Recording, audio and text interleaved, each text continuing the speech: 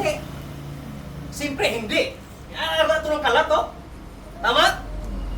I am talking about eternal. Walang katapusan. Walang katapusan. Kaysa compare sa temporal. Tama? Ang kabuhi naton, amo na ni ka-short. Ato ka sa lakyan ni Brutikoy, maklaro mo pa ni ka-short. Ang kabuhi naton, amo na ni kamubo. Amo na ni kagamay. Pero masyado tang nakapokus sa cute naton nga kabuhi sa sininga kalibutan kumpara sa eternal. Walang katapusan. Pwede lang kung magbakal pila kamitros. Di ba? Dirita nakapokus. Di ba? Pagkabata mo, nag-eskwela ka. Tapos pag-eskwela mo, gikaon ng mga lapis mo, ikakapasar. No? Nag-college ka. Nagkanubyo, nagkanubya. No? Nagkabata, nagkatigulang. Wala ka na para sa Diyos. Bibi, 20 ka lang, tigo ka na. 20, diri ka na. Duha pa katuan nato, langit kag impyerno. Eternal na siya mga utod. Latawa lang, nakapokus tadi. Ako sa kagalingon ko, nakapokus ko sa trabaho. Ang time ko, Sabado, Domingo lang para sa Ginoo. Bible study, amo na, sa Ginoo yan. Batian pa mada? Kasi batian. Nakunting daan. Di ba?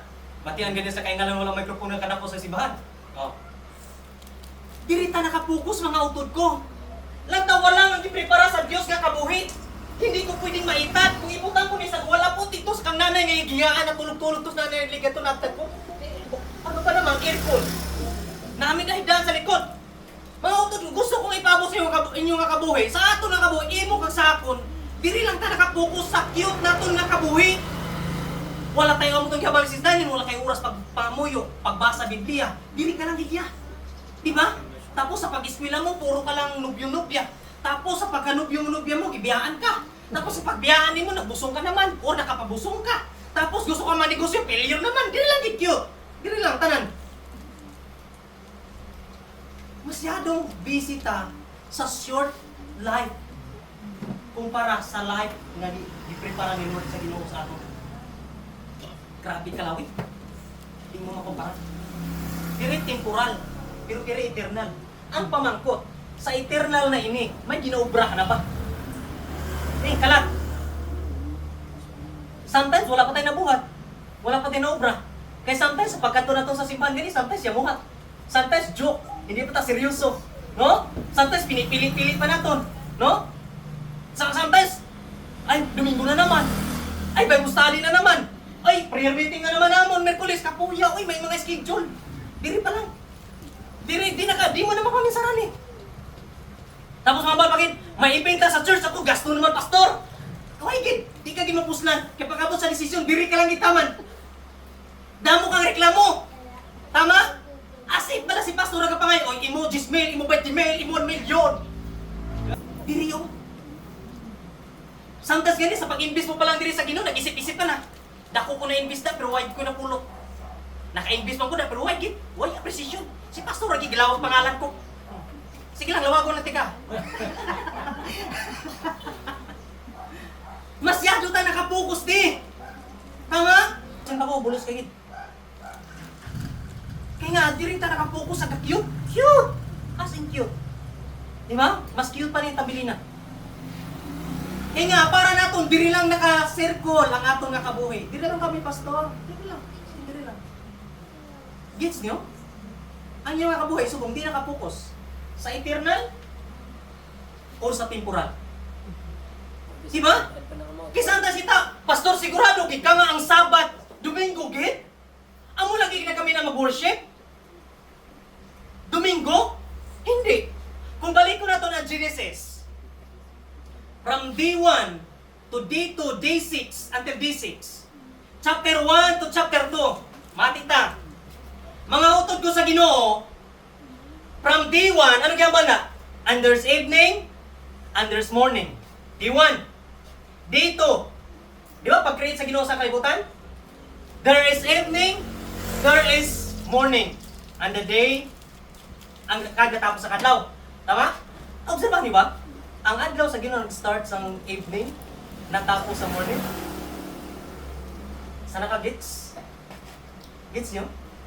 Ang adlaw sa Ginoo nag-start sa evening, basahan nyo lang sa Genesis. Nagtapos sa morning. Ang kalibutan, nag-start sa morning, matapos ilang kabuhi sa evening. Gets nyo? Day 6, and there's evening, and there's morning. Tama? Pero pag day 7, nakabalo ba ginoda? May morning kay evening? Wala. Oy! Tama? Wala? Sa nakabasa, mga teacher, wala maghambal ang ginoda nga may morning ay kapitong adlaw. Kag kung magbasa ita sa ginatawag numbers dira sa Old Testament, day 1, day 2, day 3, kung magbasa ita sa adlaw sa ginatawag Sabat, sa tuod lang, nataga ko mas ang Sabat meaning Saturday. Gets nyo? Ang Sabat, Saturday. Pero kung nakapokus ka sa adlaw, balda ka na. Why? Sa ikapitong adlaw, ang Diyos nag-relax, nagpahuway. Pero wala gi-mention da, if may evening ba or may morning. In my opinion, based sa may study ko, based sa conviction nga nagabot sa akon, until this time, God is still working sa ikapito nga adlaw. Even Jesus Christ sa hambal, my Father still working, so am I. So ang akong amay nagsige pa mag-ubra, how much more ako? So ang pamangkot, Pastor, nag-rest ba ang Diyos? Ha? Nagpahuway ba ang Ginoo? Isang saba, wala. Pastor, when God rest. Di ba? Kasi sa Ginoo wala relax, saan ang Ginoo magpapahuway? Nag-relax lang ang Ginoo sa pagkatao ni Kristo kag sa pagkamatay ni Kristo because we are sin free. Nag-relax ang Ginoo sa imo kag sa akon kung ikaw sin free na. Meaning wala ka na sala. Paano mo na ba lang wala kay sala? Nagpakamatay si Kristo dito sa krus sa Kalbaryo para hugasan ang imo mga sala, ang akon mga sala, ang aton mga sala. That is God rest. Nagpahuway ang Ginoo.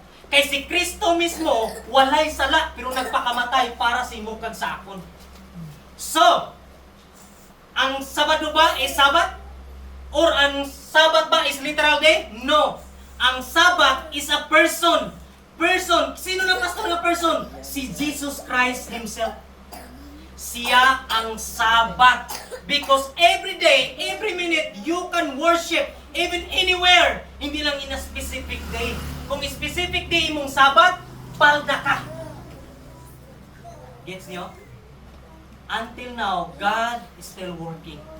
That's why sa day 7, yes, nagahambal ang Ginoo kay Moses, respect my Sabbath, sanctify my Sabbath, pero wala maghambal ang Ginoo da sa Old Testament in the rest day, evening, morning. Kaya para sa akon, in my own opinion, conviction, based on the Bible, until this time, God still working for you and for me. Amo na pinakadabesta. Kang mga utod ko, subong, kung ari ka sa kalibutan, ang panawag sa imo, ara ka sa kasanag. Pero at the end of the day, ang imong katuan, impyerno.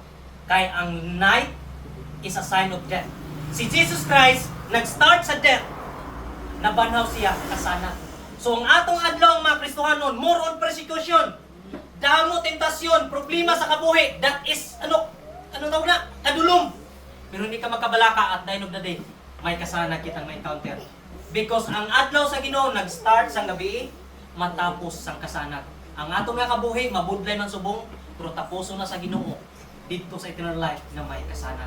Amo ning example ko sa inyo subong, hindi ta kung as much as possible, hindi ta magpaduwa-duwa sa pagpalapit sa Ginoo, mga utod ko, kay eternal ang ginahasgutan natong diri.